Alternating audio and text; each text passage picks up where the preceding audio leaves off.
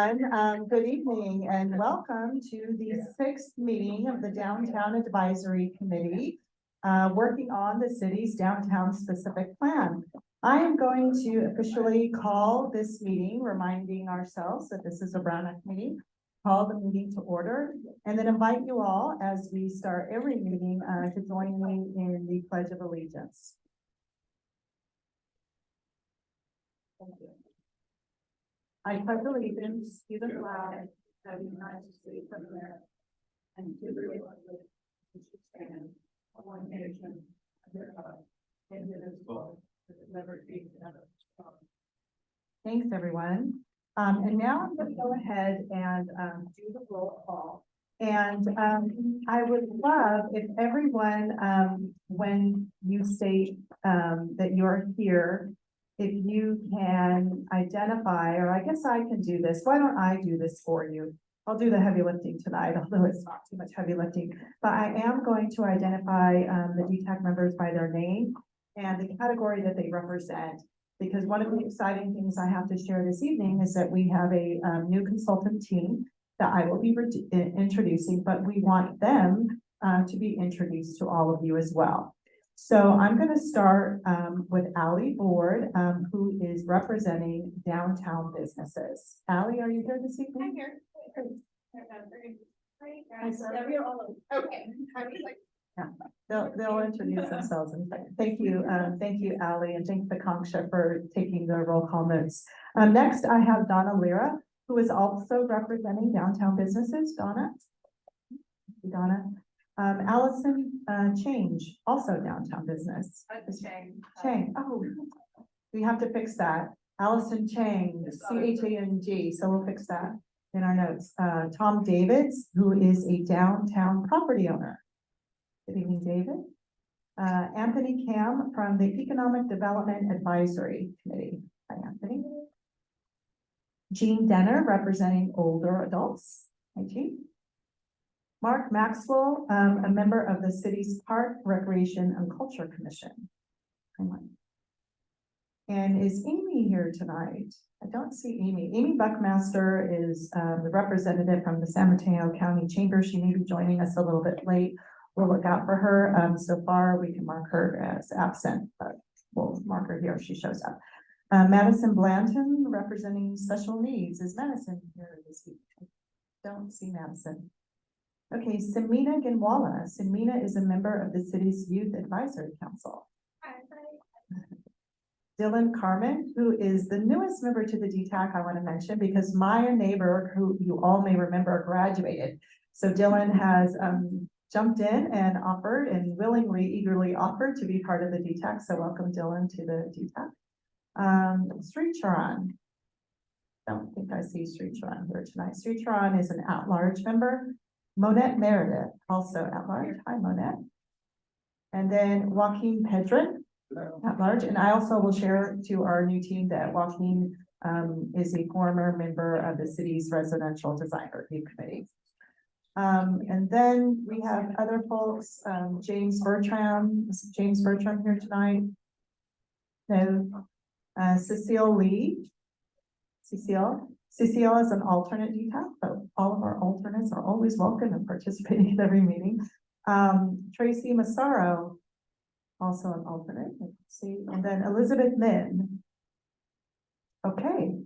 Well, we have a quorum, so we can definitely go ahead and get started because we have a really exciting evening for you this evening and a lot of really good information for you for us to share with you, to consider. And then most importantly, to have a discussion with you on and then to get your feedback. So we essentially completed the DTAC introductions. And I wanted to, on the behalf of the city, introduce the city team tonight so that you all are again familiar with who's here. Again, my name is Lisa Porras. I serve as the city's planning manager for the Advanced Planning Division and the project manager for this project. We also have joining us this evening, Akanksha Chopra. Akanksha, here's our associate planner.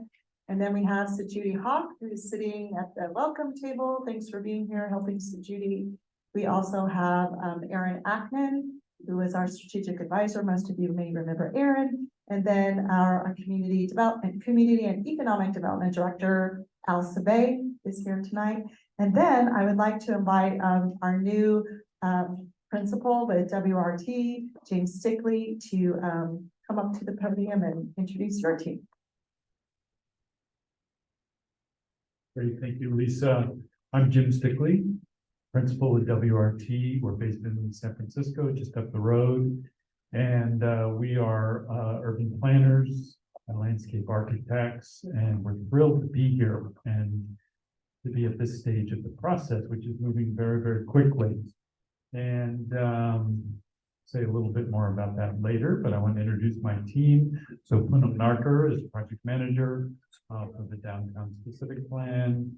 Rohit Tak, urban designer with WRT, and Ashwin Nambiar, also urban designer with WRT. And I think I'm going to say a little bit more, but am I turning it back to you, or should we just? Yeah, go ahead. Thank you. Thank you, Jim. And I just wanted to suggest a slight modification to the order of the agenda. We do have a member of the public that would like to speak and share some of her ideas and thoughts. So I definitely want to invite her to come up when we get to that point. But before I do that, I did want to share with the DTAC a little bit about what we're going to do this evening. We're going to go ahead and take that one public comment. And then we're going to go ahead and start with a presentation. Poonam will be leading the presentation, I believe, shared maybe by others from the WRT team.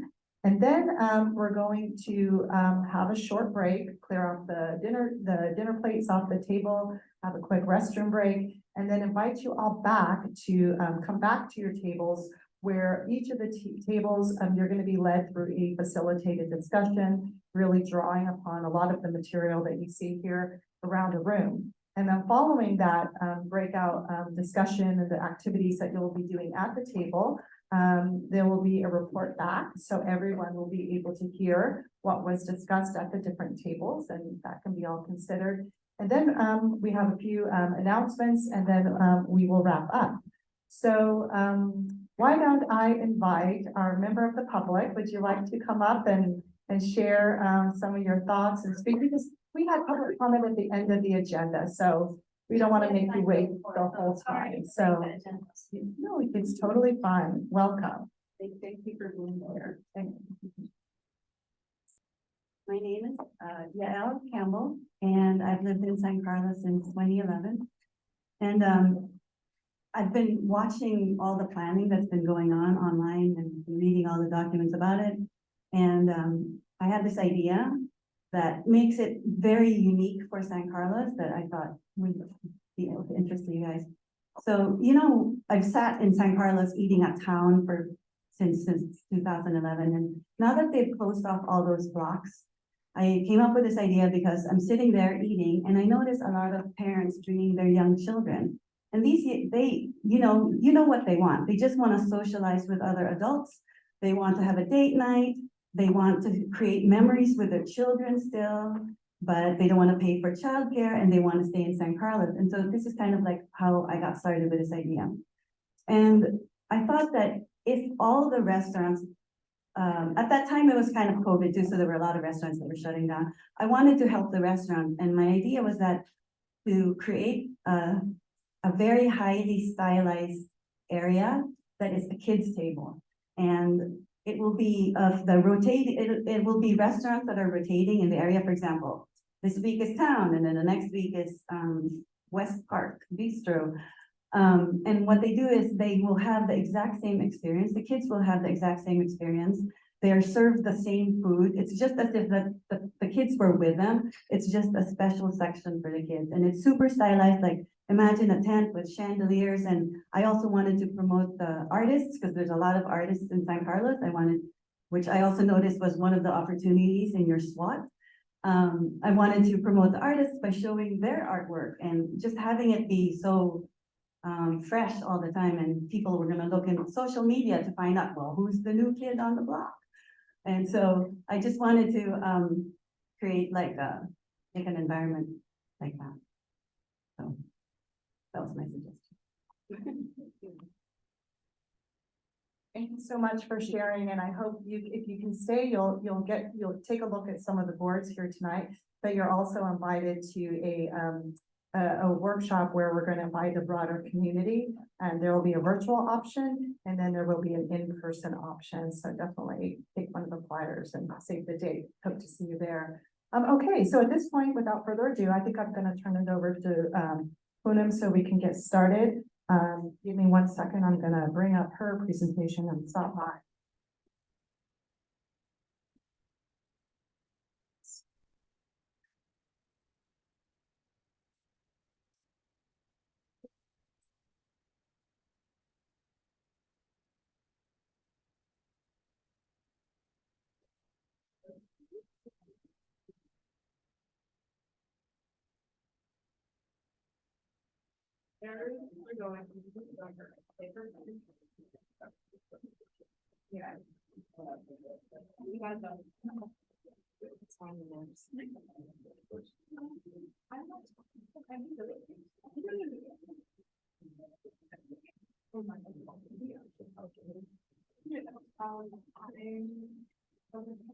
Thank you, Lisa.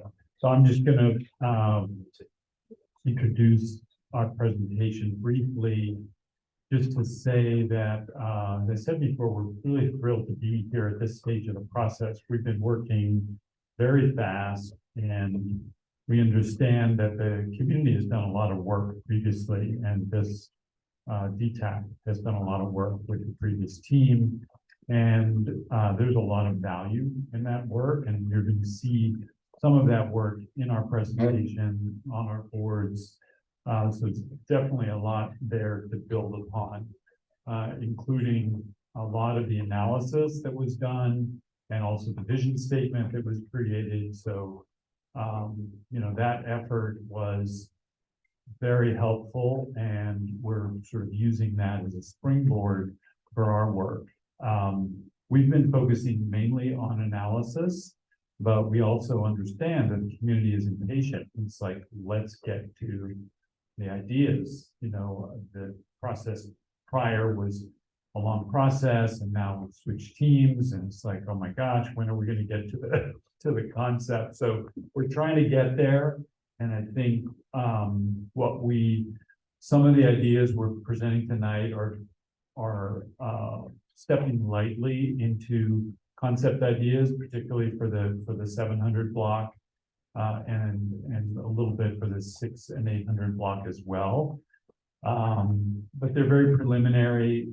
They are really meant to be sort of pulled apart and commented upon. So I think that's where we're relying on all of you to just share your ideas. We're just getting started in the conceptual phase of the project, so it's a perfect time to have your input. So with that, I wanted to turn it over to Poonam, who's going to guide us through this presentation. We're going to kind of do it jointly. And then, as Lisa said, we'll get to our breakout sessions. So thank you.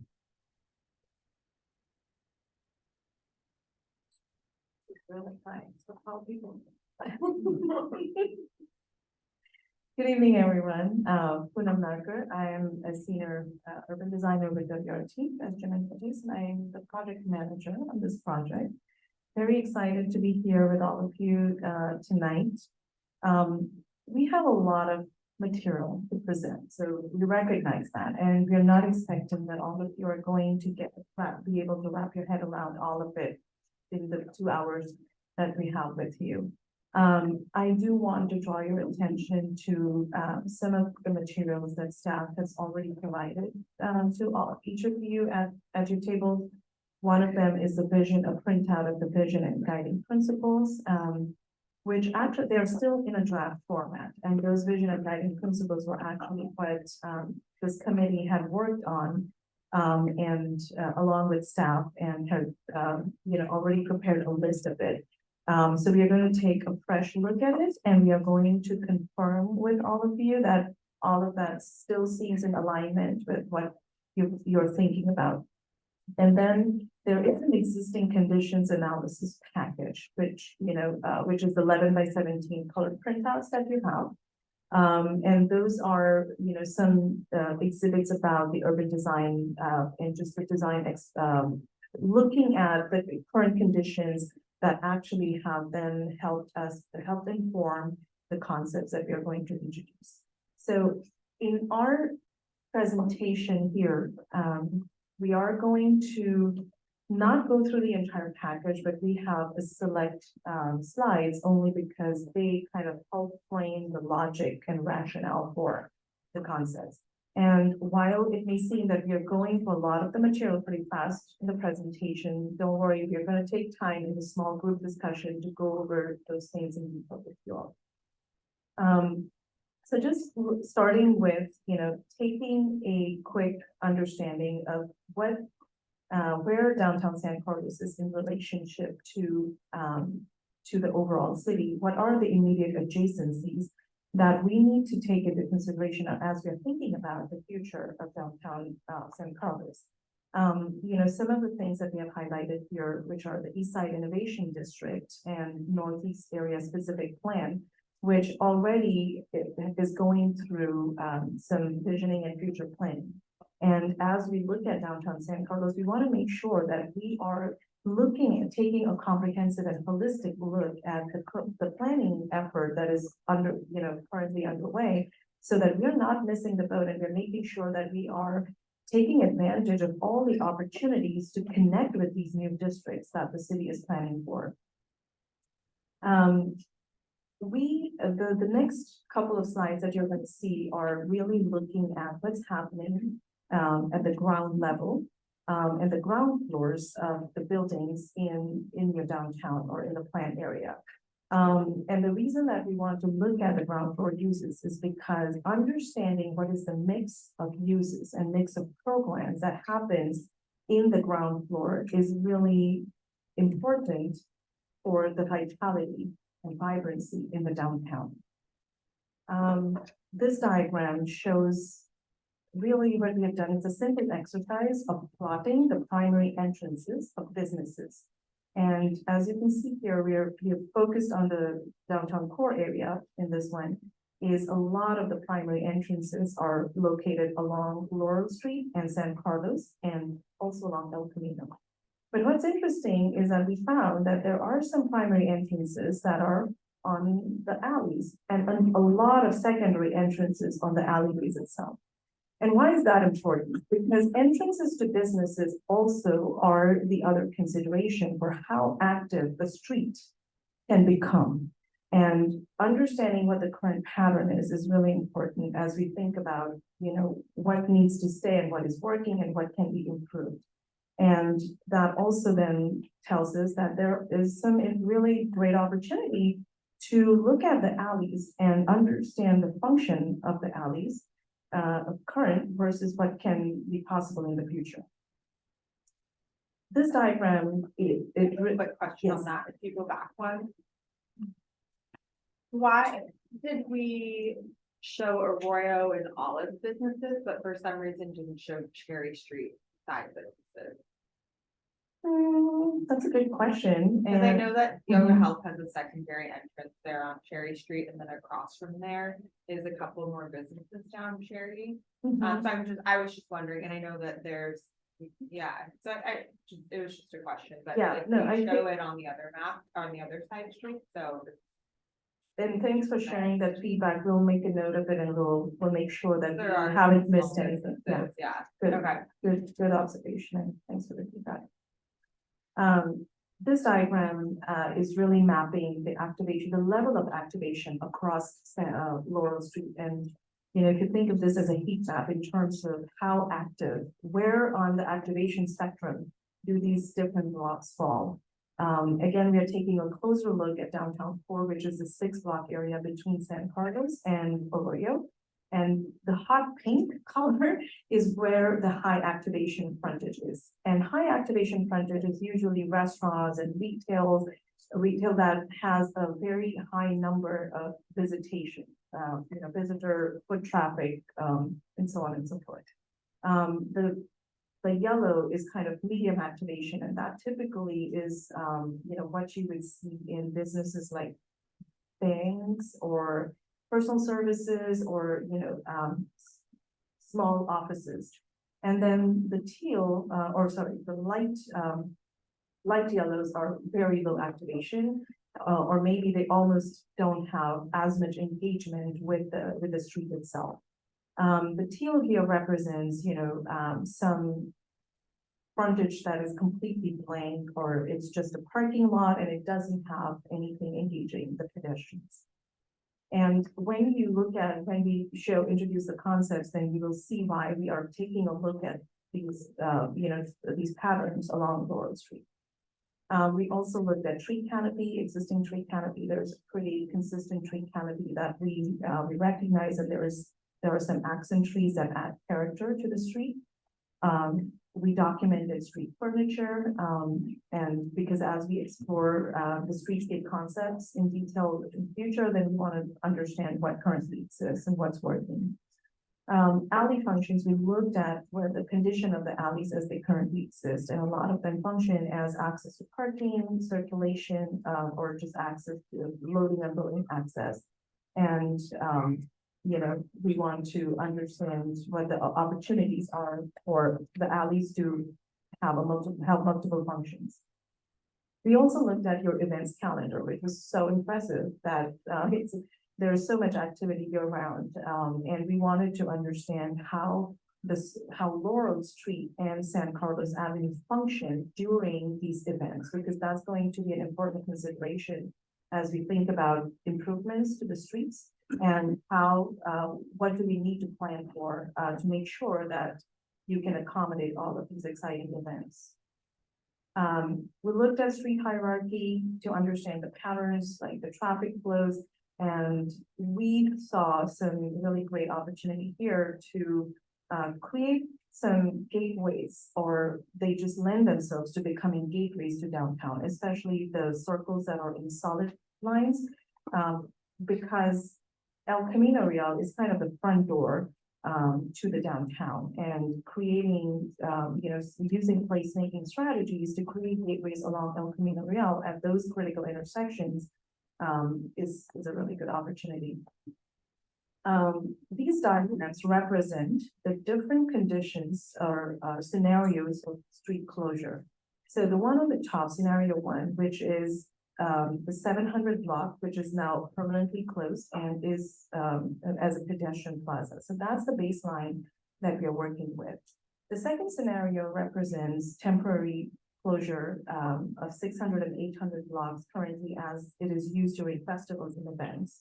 And then the third scenario is adding 1100 and 1200 block on San Carlos Avenue, especially during your very big successful Art in the Line Festival.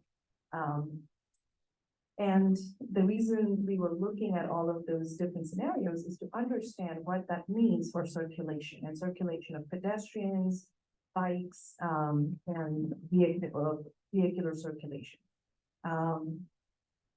Our economics team also did some preliminary, analysis of the economic, the different economic pieces. In fact, like there was some work already done, and our team has been reviewing, and the reason that the economics is really important in the consideration of downtown is that the type of downtown that we are envisioning and the type of physical environment that we want to create for a successful downtown is also dependent upon the economic success of the businesses, and understanding what aspects of the placemaking or the physical environment really have a close relationship with the economic success is going to be important. So, some of the considerations, if you will, would be really to maybe answer questions like, what do we see downtown San Carlos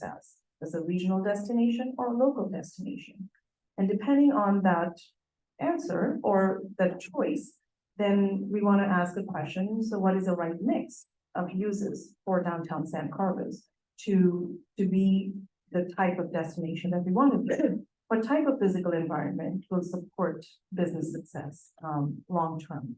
We want to look at what sites there are, what opportunity sites there are, what may be the catalytic improvements that are required to realize the vision.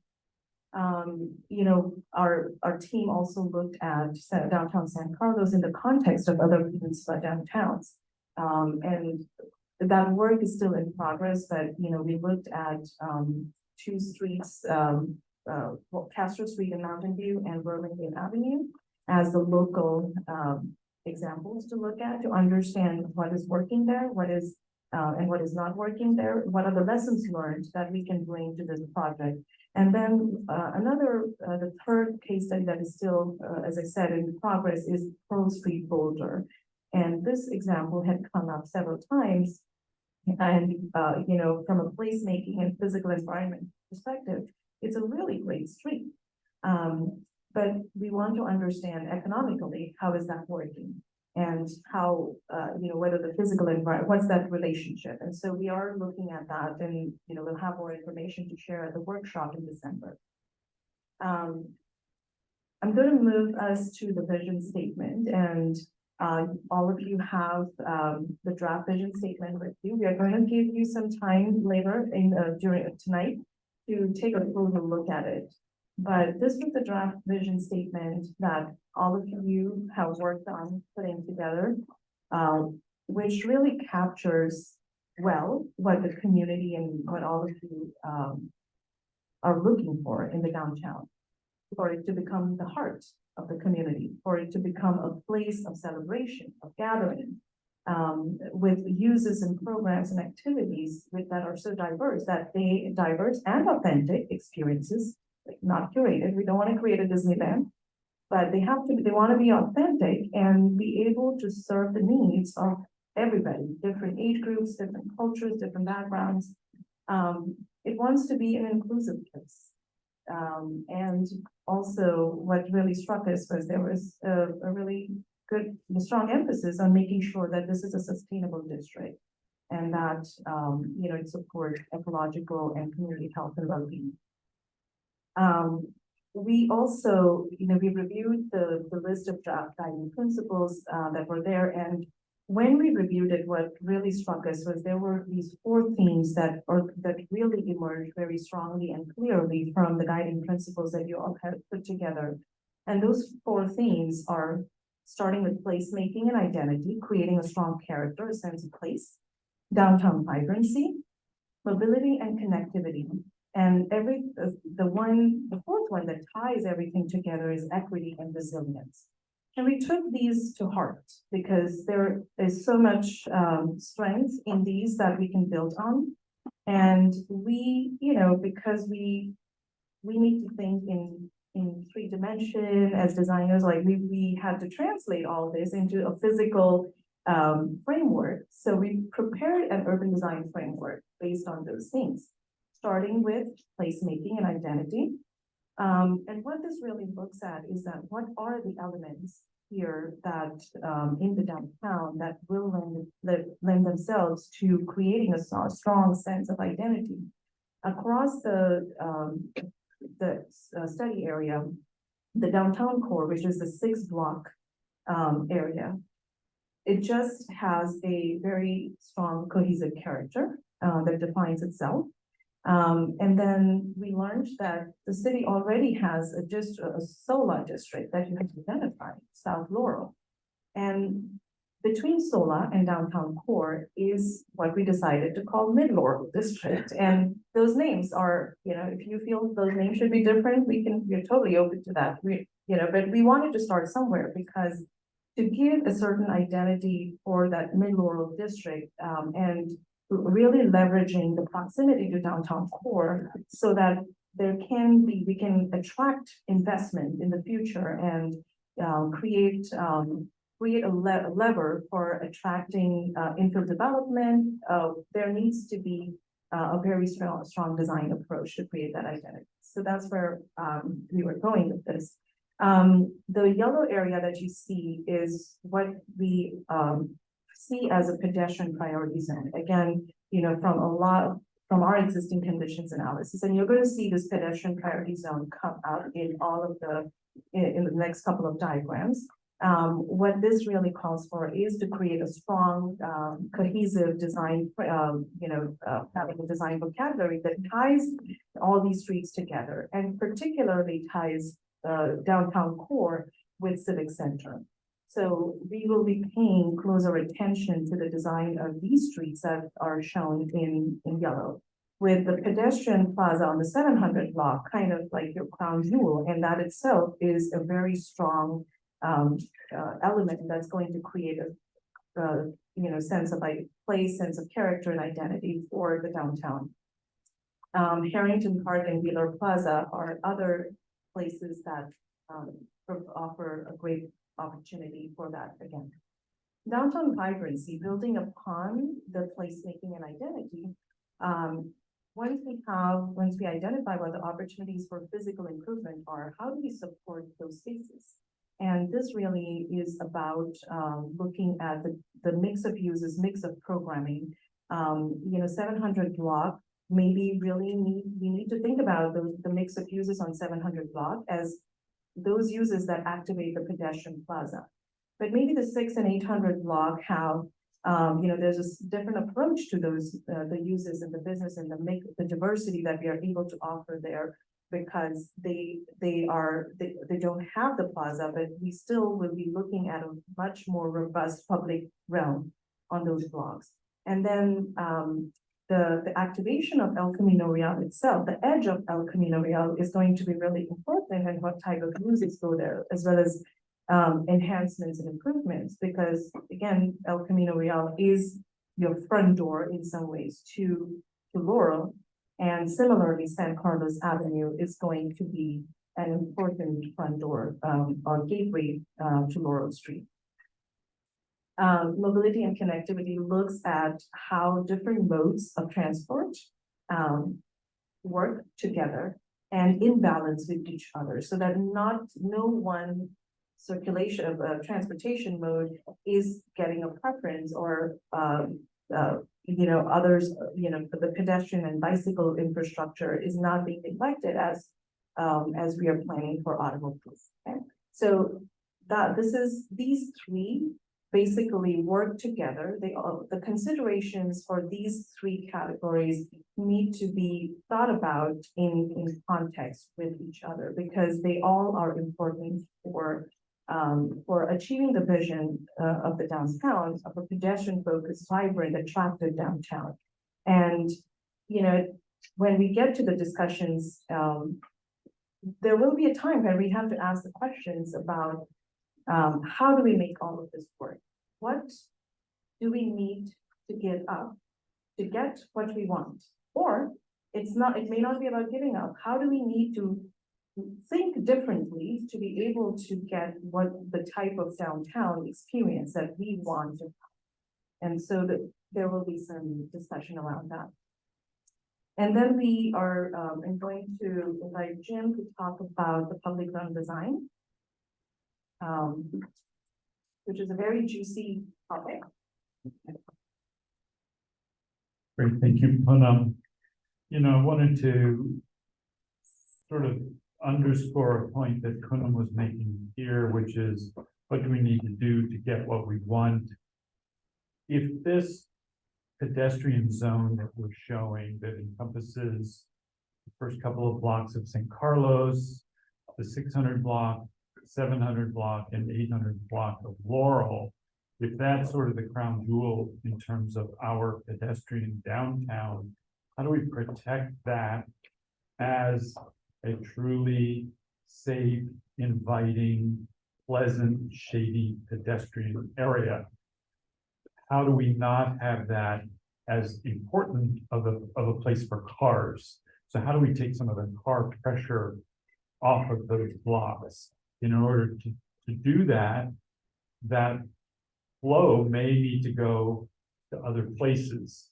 So looking at this broader downtown context and thinking about, how can we flow around the downtown rather than having cars flow through the downtown? We still want to get those cars to all of the perimeter parking places, whether those be the parking zones off the alleys or the parking garages that we have around the downtown.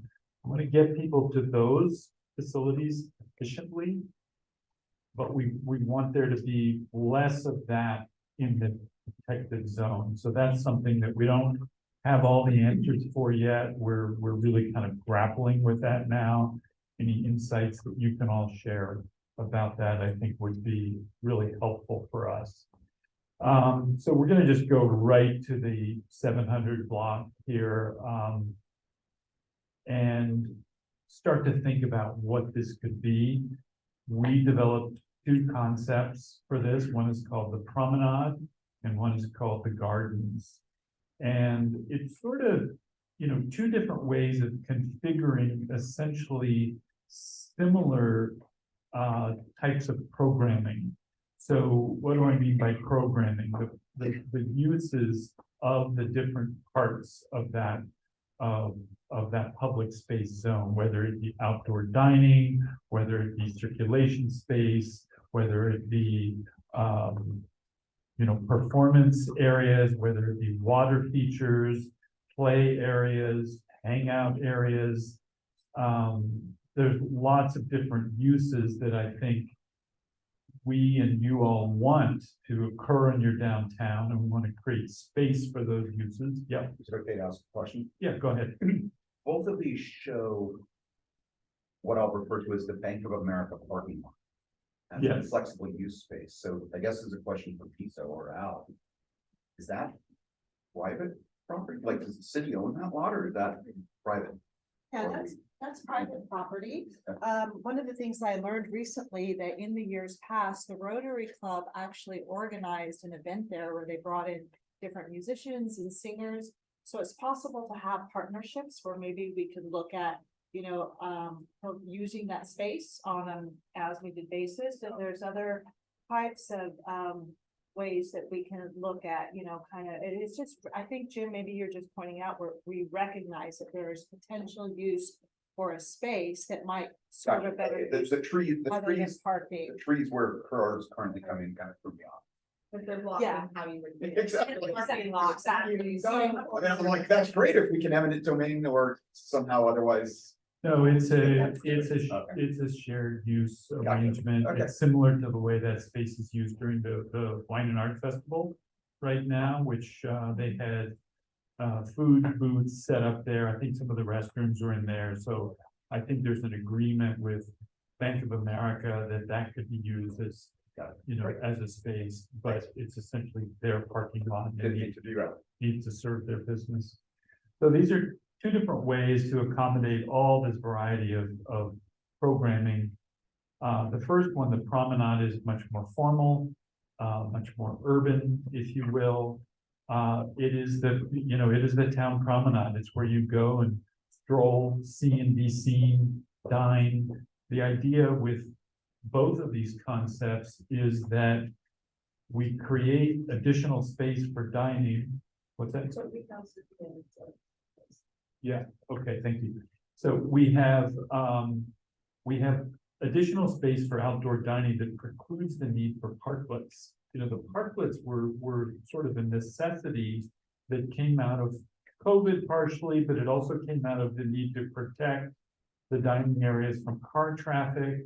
That happens on San Carlos, it also happens on Laurel.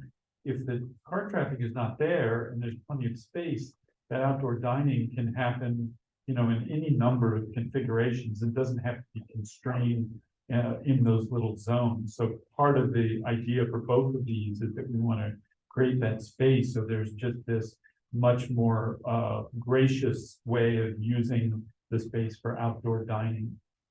So I'm going to just take these one at a time. So as I said, the promenade is, you know, a little bit more formal, a little bit more urban.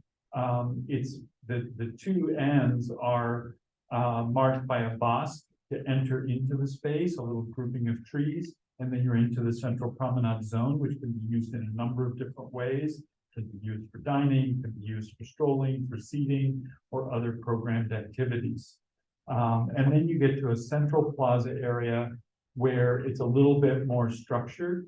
We're suggesting that Harrington Park could be formalized as an event lawn Right now, it just gets overrun, you know, the little planted mounds there completely trampled. There's demand for outdoor performances there, but there's not really sufficient seating there. So maybe there's a way to really simplify that space, to upgrade the stage, really wire it for sound, permanent sound, to preclude the need for generators and things like that. And I think throughout these, both the 600 and 700 block, we would like to have the infrastructure in place so that any number of activities can plug in to power, and you preclude the need for a lot of the generators that are now required to power food trucks and sound systems and things like that. So thinking about that infrastructure layer as well.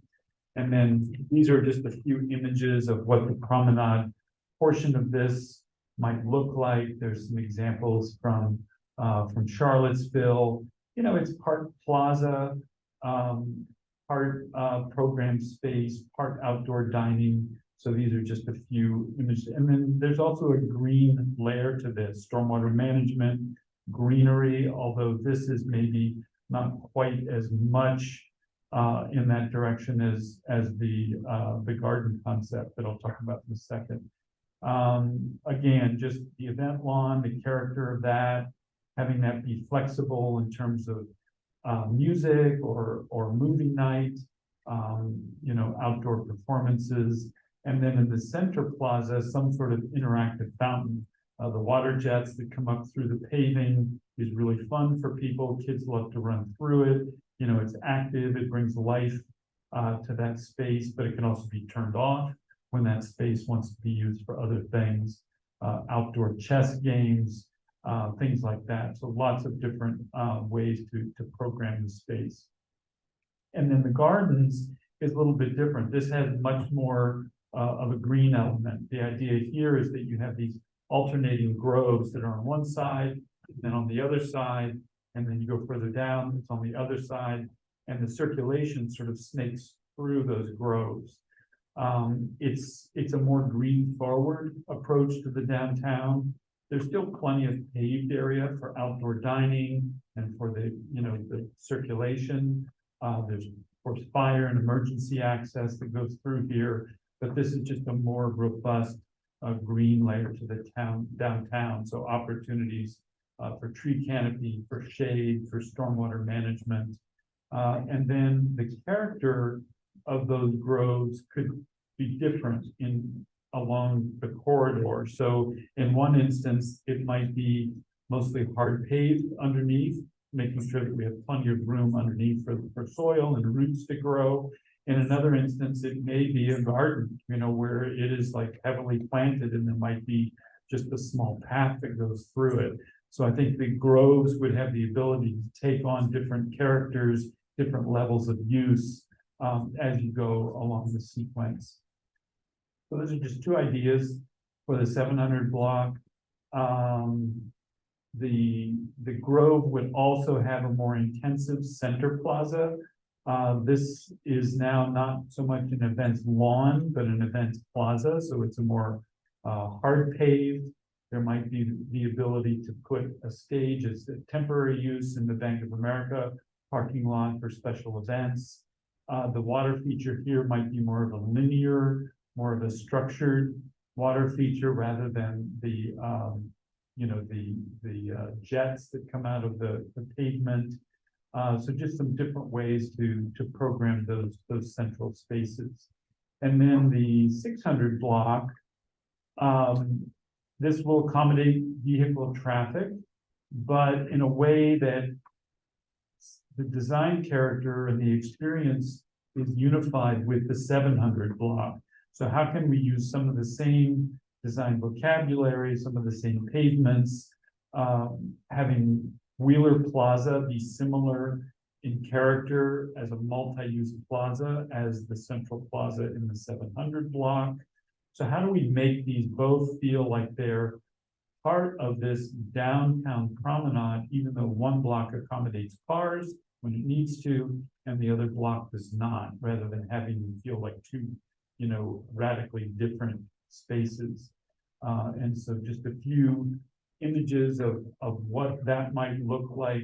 We're calling this north end of Wheeler Gateway. So as soon as you turn off of St. Carlos, if there's a gateway, you actually come into this larger plaza where Wheeler Plaza actually crosses Laurel. It's one continuous plaza that cars can drive through when it's open for traffic.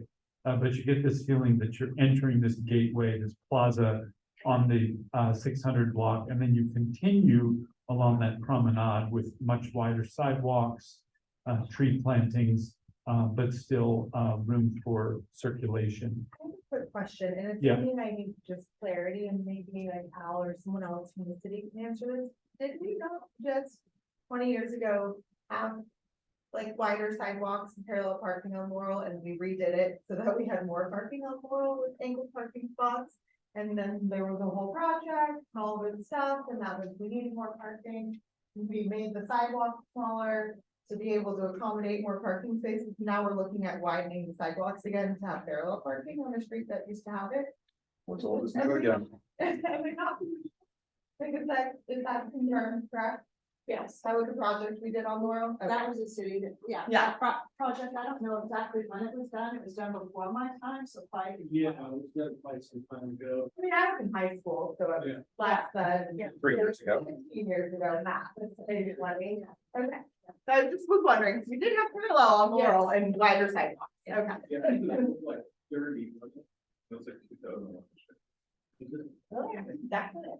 I definitely thought I was in high school when you thought that, but 2003, sometime early. yeah, it's early 2000s, but I think I vaguely remember being a high school student working on torn up sidewalks, okay. That would not be uncommon, that type That of things go back. evolution, go back and forth. You know, what are the priorities of the current community? I think what we're hearing is that pedestrianization is important, outdoor dining is important, and so even on the 600 block. Yeah, the retail store on the 600 block, so I'm going to be the exact opposite of all of these visions, because everything you've spoken to is free events, more business for restaurants, more everything, but retail customers. I can pull numbers from Arts and Wine, I can do it all and send it to everyone, and it's just not that, it's not it. That would be good. We would love to have that information. And tonight, you know, what does retail need? So make sure you get that input into your group. It sounds like you might be a good spokesperson for your group, just saying. But let's hear, you know, how we want retail to be successful. You know, we don't want this to be a restaurant row only, a monoculture. And that's one of the key I can things. tell you right here, that- right now, me and my neighboring retail stores, and I know that the numbers in the state, whatever they say like, online, that retail is having a great year, it's not.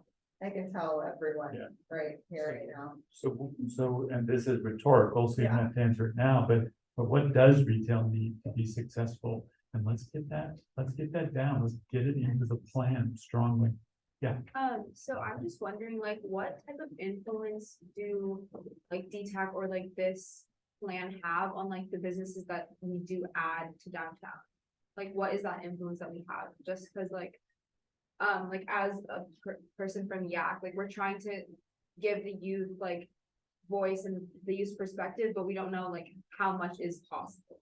So like, I would say everything's on the table right now, you know, the city can't force a business to go in there, but they can try to attract certain kinds of business. And if we, as a group, can define types of businesses we want, what caters to kids more, that can go into the plan as a part of the intent of the plan. And there are ways that the city can start to Up until, attract and incentivize. can Harlem have eminent domain still, or is that no? Yeah, Every city has. it does, okay, It's a tool, yeah. it's a tool. So it's kind of also structured a little bit in a sense, like if a restaurant goes out, it has to be a restaurant that goes back in or retail. So that's really not true, okay, because that was what my landlord told us, but I told her. Okay, interesting. Okay, so this is getting into some good, Restaurants. this is getting Yeah. into some good. Well, they figure it out, that's why Um, I got put in my spot, because I was retail. but retail went out, but he subdivided and put in Pachi's. And so he cheat, like the system, that's, yeah. If you subdivide, but you still in small retail though. Okay, so this is good. This is the kind of feedback that we were hoping to get to. Just very quickly, just some other precedents. What are other towns and cities doing that have either closed a street or a block or more than one block, or have blocks that are flexible that can be open or closed to traffic? I think in New York is one that we're looking at, really nice project that did close this block. It still has emergency access, but it's a pedestrian only block. Pearl Street in Boulder, Colorado, where you're from, Tom. Looking carefully at this, it's a well-known national example, but there are some challenges there with the retail strategy that we're trying to dig into a little bit. Charlottesville, Virginia, this is one thing that inspired this notion of the groves in our garden concept for 700 block. These things are not regular, they're a little bit organic, the way the groves move through the space. So this is, just a really nice character and quite successful in terms of the businesses here. Mountain View, a nearby example, Burlingame, it's not a closed street, but one that can be closed during certain times. And then other precedents and things in Fort Collins, Santana Row, everybody always mentions. Not one of my personal favorites, but there are some really nice elements in it that I think we can learn from in terms of the way that it's programmed. And then Octavia Boulevard in San Francisco has this great pop-up that has some retail and some beer garden. That's a way to sort of quickly activate a space. We're thinking that could be something that you could do in Wheeler Plaza. If you can't initially build something permanent there, like a food hall, could you come in and activate it with a pop-up, using, very nicely appointed containers and give that a catalyst. So those are just some ideas there. Just briefly, and we actually started talking about this a little bit with the different changes that have been made over the years with Laurel. But the 600 and 700 blocks, or 600 and 800 blocks, we're looking at how do we widen the sidewalks, because we are hearing that more space is needed for outdoor dining. Maybe we can widen it enough where we can do away with the parklets and let the outdoor dining be right up against the restaurants, and then let the circulation be, inside of that towards the center. And so one of these schemes looks at converting it back to parallel parking. Another scheme says, what if you have parking only on one side, but then you flip it to the other side after several spaces, and then flip it to the other side, so the roadway sort of snakes through a little bit. Yep. Do you have observed any cities, in your examples so you talk about parklets, right? Or whatever that new is for this redesign for restaurants, right? That adds essentially square footage to restaurants. But is there something that for pure retail that they can come outside that you see in cities? Yeah, absolutely. And I think because of the limitations of narrow sidewalk, parking, travel lanes, the parklet movement was born as a way to gain some of that additional real estate.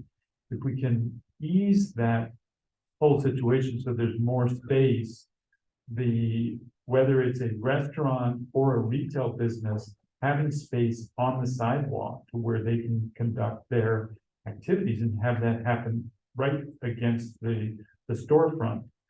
So the dining would be right against the storefront, or if a retailer wants to bring out displays, that could be right at the storefront, and then still have space on the inside of that for circulation. So that's the idea of trying to carve out more room for the sidewalks. This one going to parallel parking, actually you can see in these plans, it gets you up to almost 9 and 5, so almost 14 to 15 feet of space for circulation and dining. It's a little tight, honestly.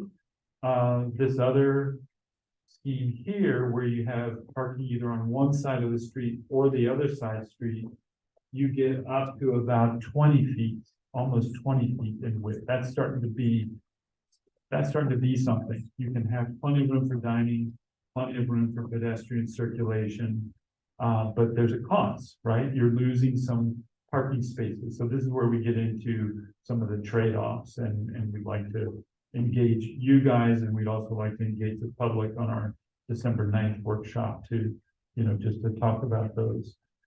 Yeah, Well, with the parklets now, the restaurants, I'm just wondering how they're gonna like this concept, because now they have protected structures, right, most of them. right, So they have protection from weather. right. And any of these others, we're looking at tables and umbrellas and kinds of things as opposed to. Well, could be Covered. could be protected and covered too. It's just that they're against the building. So if you look in European cities, for example, in inclement weather, there's a whole system of awning and then sometimes, walls that are roll up or different systems. But instead of that being contained in the parklet, it's actually attached to the building. And then in nice weather, all that can come off, maybe the awning stays there, for shade. So all of that can still happen. And in a way, it's more controlled by the restaurant because it's right up, on their facade. So yeah, all of that I think can still be part of the equation. Yeah. Control the bicycles. How do you what? Control bicycles. Control bicycles. And- Well, And yeah, skateboards. yeah. So that's, I mean, that's an important consideration. I think, deciding as a community where you do want them, because bicycles are, have a good purpose and they help us get out of our cars and have more active transportation. They help bring people to the downtown, but you don't want them to go so far as they start dominating, your cherished public spaces in downtown. So how is that done? And there's a design part of that solution. There's also a management part of that solution. But for example, the 700 block could be a dismount area for bicycles where you either park your bike on either end of the plaza when you get there and you walk in, or you have to get off and you walk your bike through to the other end, something like that. So I think there's both design and operational responses to get what you desire. I think like at the previous meeting, we mentioned using or like having some type of like shared transportation, like either like shared bikes, like the ones in San Francisco, or like electric scooters. So I'm just wondering, like, have you guys thought about like the placement of those? Yes. And like, how is that gonna affect kind of what Tom's question was? Yeah, so here's an example. Yeah, very much so. So here's San Carlos Avenue, for example. Right now, you've got 2 lanes in each direction. This particular scheme looks at reducing that to 1 lane in each direction. Now, there's another traffic response to that circulation has to go somewhere. So that whole notion of how do we get that to flow around the perimeter of our protected zone. And we're looking at that in the broader network. But for San Carlos, as a pedestrian spine, as the main gateway to the city from the train station, and for, people coming in by car and by bicycle as well, how do we create more space to have a more grand, pedestrian oriented gesture in that first part of the downtown? So taking away a lane in each direction gives us more space. This scheme, as you can see on the bottom, still has what we're calling the flexible curb lane. And we're not calling that a parking lane anymore because there are all kinds of other uses that are competing for that space, one of which is bike share, one of which is scooter share, one of which is deliveries and drop off, one of which is TNC pickup and drop off like Uber and Lyft.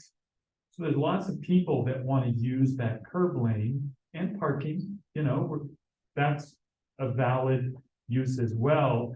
And so it can be flexible and you can sort of use that curb lane to accommodate those different uses. It's a great space for those because it doesn't clutter the sidewalk with, you know, the bike share racks. It puts it in a place where it's with those other sort of service-oriented activities. So I think that's sort of how we're thinking about that. So that's San Carlos. We're also looking at El Camino Real, and I'm getting the look from Punam. Jim, you got to wrap this up. Look, but El Camino Real, suffice it to say, is you've already taken a huge step in your bike and ped master plan to convert this into the Grand Boulevard, right? Which is the scheme that runs all up and down the peninsula, and different cities are having their own versions of what that looks like. But your version looks pretty good. If you look at the bike and ped plan, it does peel off one southbound lane. So instead of 3 lanes, that's 2 now. The northbound lanes are already 2. So now you've got 2 lanes going in each direction. But just peeling that one lane off all of a sudden creates a much better bike facility on either side, as well as a little bit of additional space for pedestrians. You also have space to put in soil trenches so you can get really nice street tree growth. So you can transform this into a green boulevard, which would be awesome. So we've suggested a few little tweaks to that, but feel like it's already going in a great direction with the community's previous work. Also looking at Arroyo, so this is going to be the crossing over to the East Side Innovation District, right, with the underpass. We'd like that to be not the dreaded underpass where everybody pees, but no, it's a light and bright place. It's a fun connection to the downtown. There's lots of flow of pedestrians and bikes that go through that, and Arroyo can be an extension of that. So more shade, wider sidewalks, sort of the bike route. So some interesting things and possibilities for Arroyo. And then Britain is tricky. So it's still a main access from the freeway. It's still a gateway into your downtown, but it's a very constrained right of way. So we're still kind of looking at this and testing some different ways to accommodate bikes, accommodate the cars, and to make this a more pleasant gateway corridor into the community. So I think that brings me again.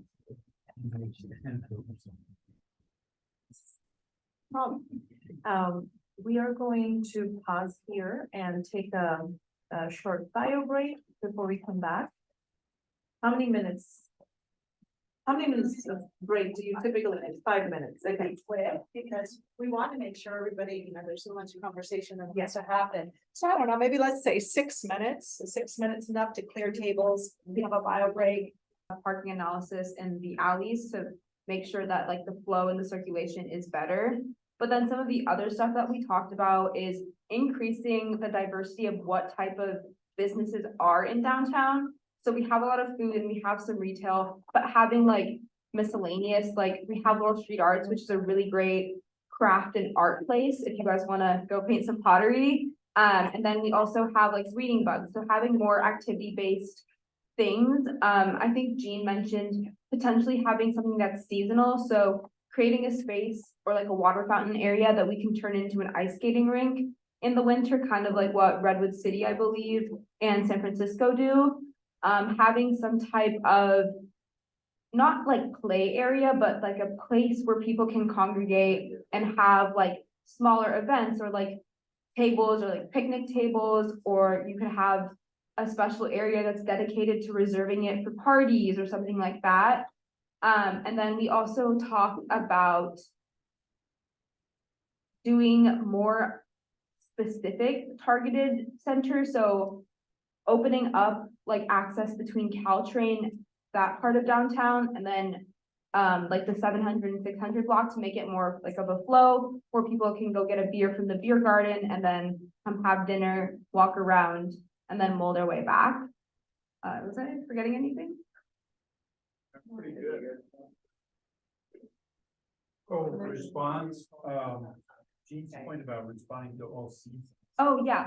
I think I mentioned like ice skating rink, but having some other ways to incorporate like the different seasons so that it feels like San Carlos is really live and is with the times and is always changing. Cause I know a lot of the attraction to San Francisco is there's always something new going on depending on like the month. They have a pride parade. So having more like specific events that reflect what's going on in the world with like LGBTQ diversity, cultural heritage, maybe throwing or having some type of celebration or like a wall that we like update every month with what's going on, like what's going on in San Carlos, what's going on in the world.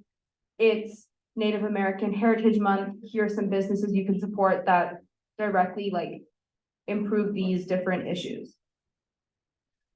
You know, the one other thing was that this is not Burlingame. Yes. This is a unique place with a unique mix of, I think, to be smaller local Yeah. businesses. So we want to That's keep something that like Yes, small town charm, that small town feel. We don't want it to be super urban, super modern. We want kind of a good balance between who we are as San Carlos residents, but then also keeping up with what the community wants to see. Good job, good job. Great, thank you. That was amazing. Okay, Poonam, your table, if you're ready, or we can go with Rohit's table. Okay, you're ready? Okay, who's gonna talk tonight? Do the short story. Okay, great. All right. We have Mark. Thank you, Mark. So I don't know that we solved anything, but we discussed quite a bit. We spent most of our time discussing the 700 block. And what we also discussed, and I think your group was starting to get on it, is the dichotomy between San Carlos, perhaps from 7 a.m. to 5 p.m. being a local destination, and then, 5 p.m. evenings, boom, the switch is flipped and we are a regional restaurant destination. So how do we keep those two, how do we respect, and I don't want to say keep those two in check, but how do we balance those two needs that, during the day, this, promenade in the whole area is primarily local citizens coming for coffee, going to the bank, going to the grocery store, post office, doing, transactional, small town type of stuff. And then how do we also then respect the fact that we do have a very vibrant restaurant scene evenings and weekends? Again, we focus primarily on the 700 block. We are, mass group of 5.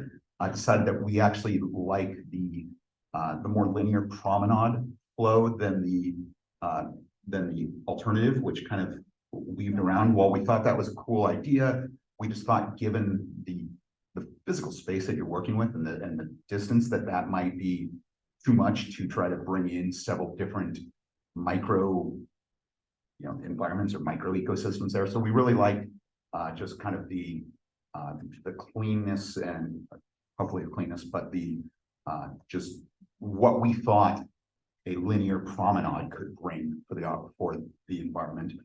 We also discussed the realities, the physical realities of Harrington Park, that it is, it's not huge, it's small, today it's fairly dark, it's a small linear path, and we thought that while we have used it as a stage in the past on the Thursdays when farmers market was along there, and you'd have music and kids, maybe if the entire 700 block is becoming promenade, maybe we should use the Harrington space for things like public restrooms, water fountains, other things, since if we are trying to bring a lot more foot traffic to that area, the bathrooms are still, at Pete's, at Starbucks, at town. And so, we thought it would make sense to add something there.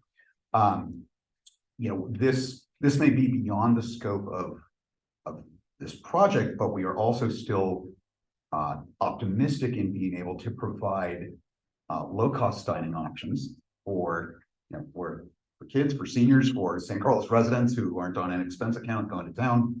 So, you know, that's, again, that's a little bit perhaps outside of the scope of this, but that is a concern that we brought up. You know, one of the things that we discussed was, you know, options, you know, along the same vein, options for kids. You know, it's, if you're 16 or 17, unless you're going to downtown with your parents for dinner, there's not a whole lot to do in downtown San Carlos. So again, that might be beyond the scope of this committee to solve, but we at least acknowledged it. When we looked, I'm trying to look at some of our other notes there.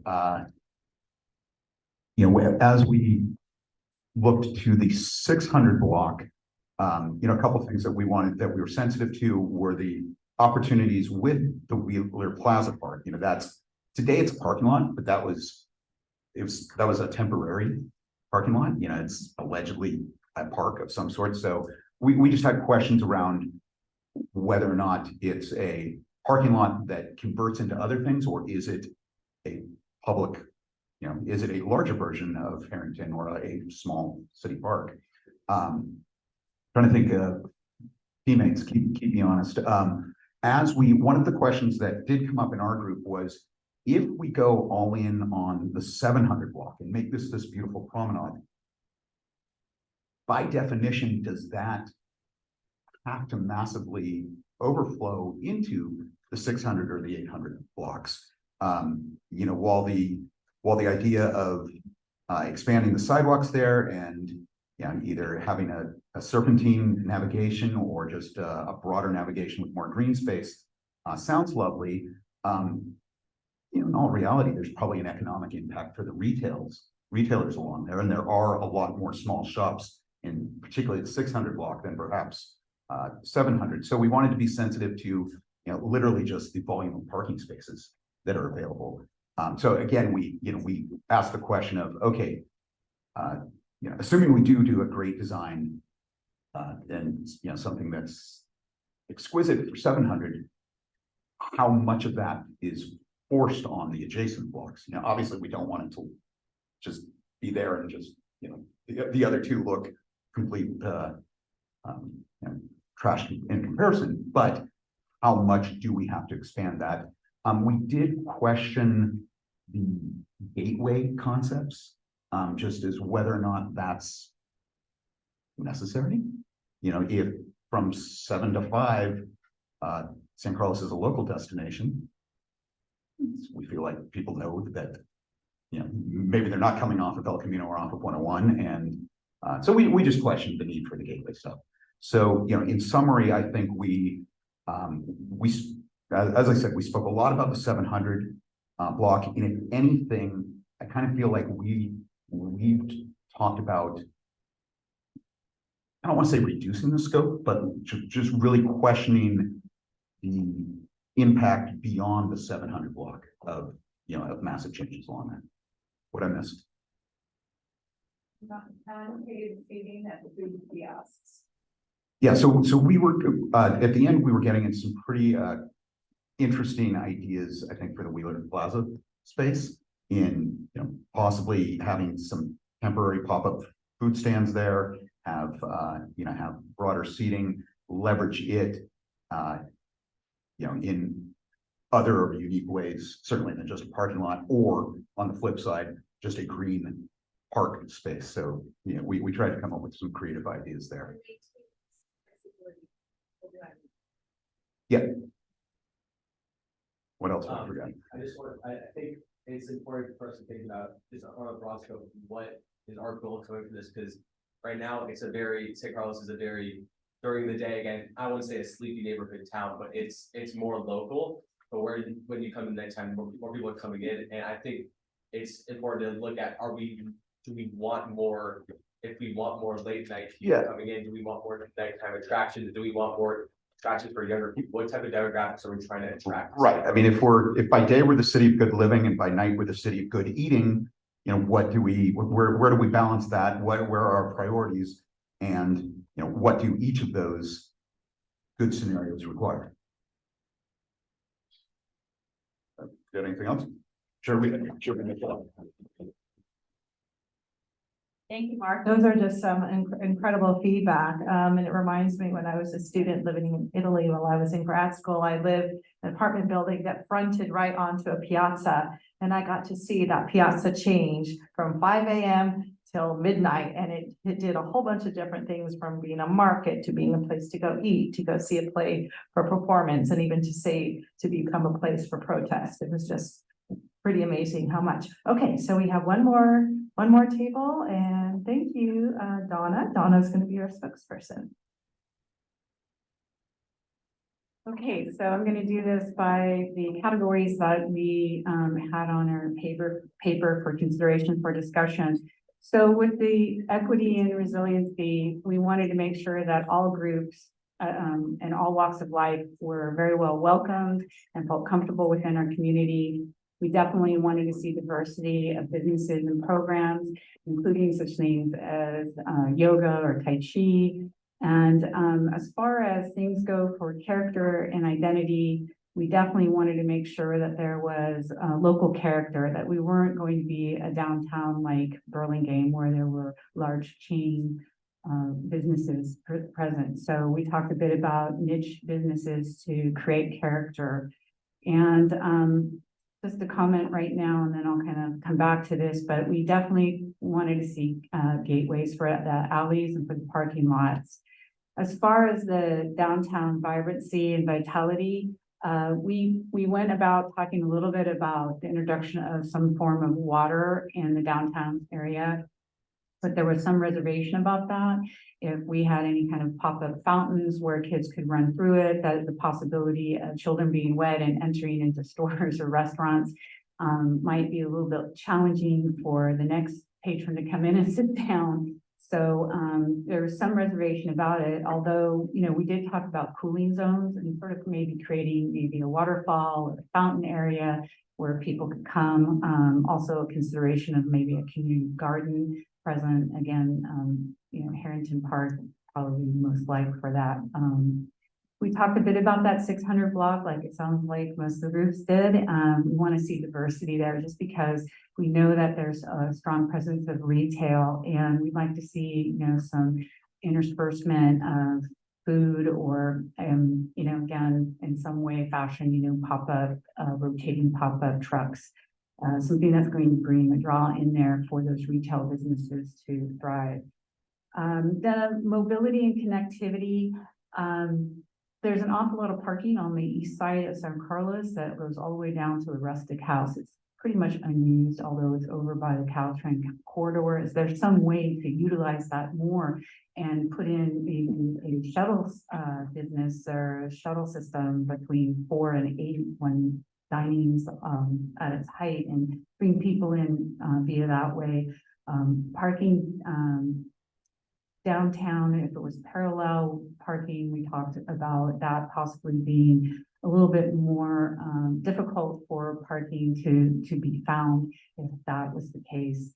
And then just kind of circling back to that gateway for alleyways and parking lots, we talked about a harmonious architectural structure that was, you know, uniformed in presenting where the parking lots were and where the alleyways were, and just kind of making those marked pretty clearly for public access. I don't know if there's, oh, we're good. Yes, okay, that's it. So the gateways are literally like a gateway structure of some sort, just showing the way to the alleys and the parking lot. So there was some mentions of some of the basic architecture in our town tends to be a little bit more with maybe a Spanish flair. There could be, like Wheeler Plaza has big arcs in its design. Maybe it's an arc, maybe that's too fancy. Maybe it's just a single pole with something at the top with the City of Good Living's emblem just on that pole. But something that's uniform for people to recognize for parking and walkways. And we talked about the alleys and especially the one behind the 700 block that way too many functions trying to go through there because the block is closed. It becomes thoroughfare for people for trying to get through. And at the same time, there's businesses who are parking, trash, and there's huge trailers servicing their food, like, and on that block, you have the trucks dealing with the businesses on the 700 block floor, plus the El Camino businesses. So like Mountain Mike's has huge trailer semis that deliver their food supplies. And it's the same time while other people are trying to use it in two different directions as a thoroughfare. And it's really a nightmare. I deal with it every time I go to work. And it's just really dangerous. And just really, we need to really figure out, not that, you know, you'd like it to be pretty or whatever, but to me, it just needs to be functional. And because now it is not very functional. But the DoorDash drivers use that side too, and they Oh, and- double park and then they run across the street because they Well, don't and want they to cross. park right behind our business and they sit there all day smoking, waiting for their next call and parking in the spots that are designed. But they for- stay on that side of the street because it's closer to El Camino. The other side, they don't go. Yeah, they all hang out there. Yeah. We know them well.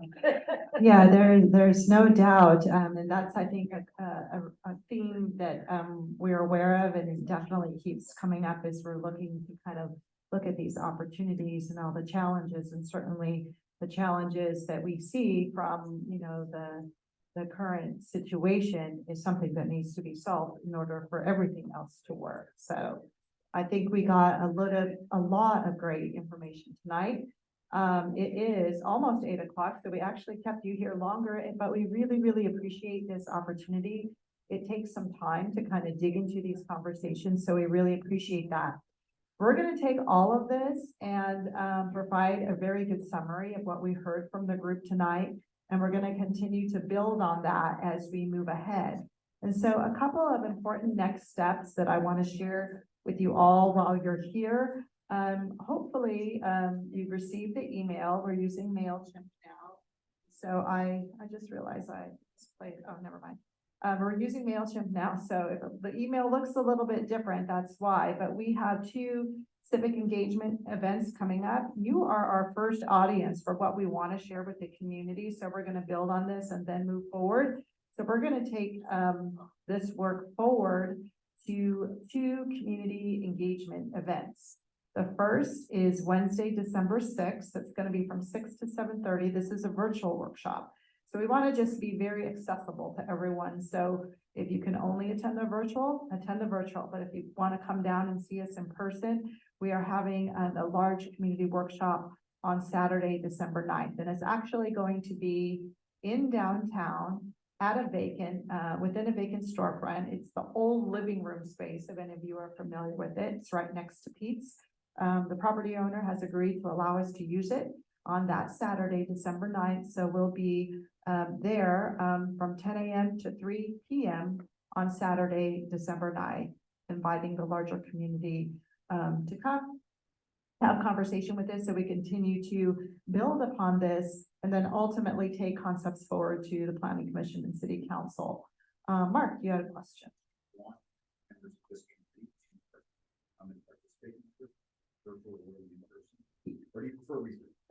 I would say that the DTAC is invited.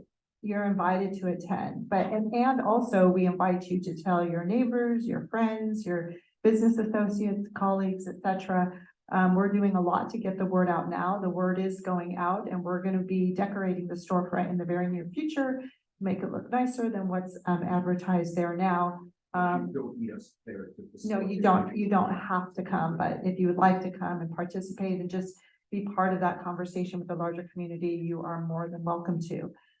In addition to this civic engagement event, I have one announcement, and this is a shout out to all of the retail providers here and those who like to shop locally downtown.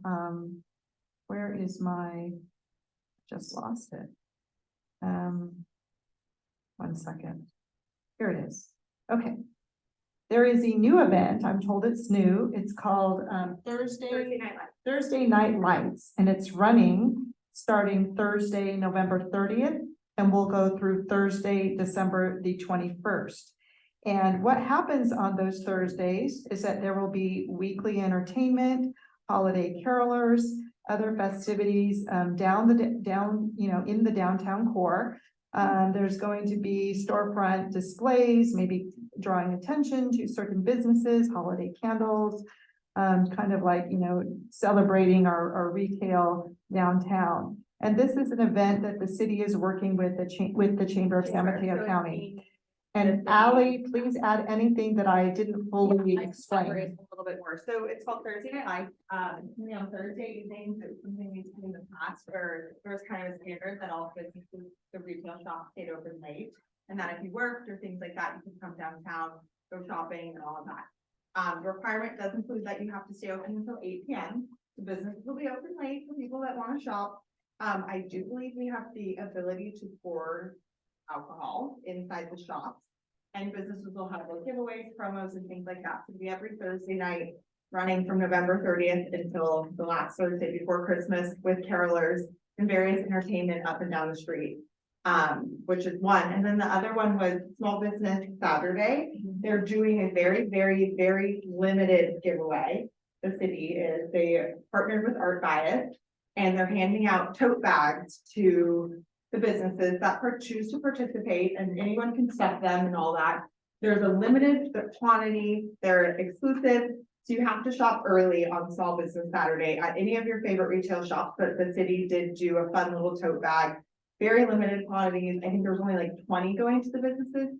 I think maybe 25, so it's like the first 20 customers get them. So if you want to get a tote bag, go to your favorite small business on Small Business Saturday. They're through the city. Okay, so Small Business Saturday and Thursday Night Lights. Two fun activities coming up. We got two in the pipeline. Thank you, Ally. Okay, and with that, I think I just want to ask James or Poonam or the WRT team, is there anything that you would like to add to this event or add to the closing remarks? If not, we can say goodbye and Thank you. thank you. Yeah. Yeah, I really appreciate everybody's time and thoughtfulness.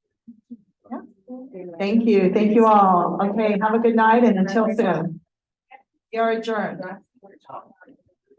Bye.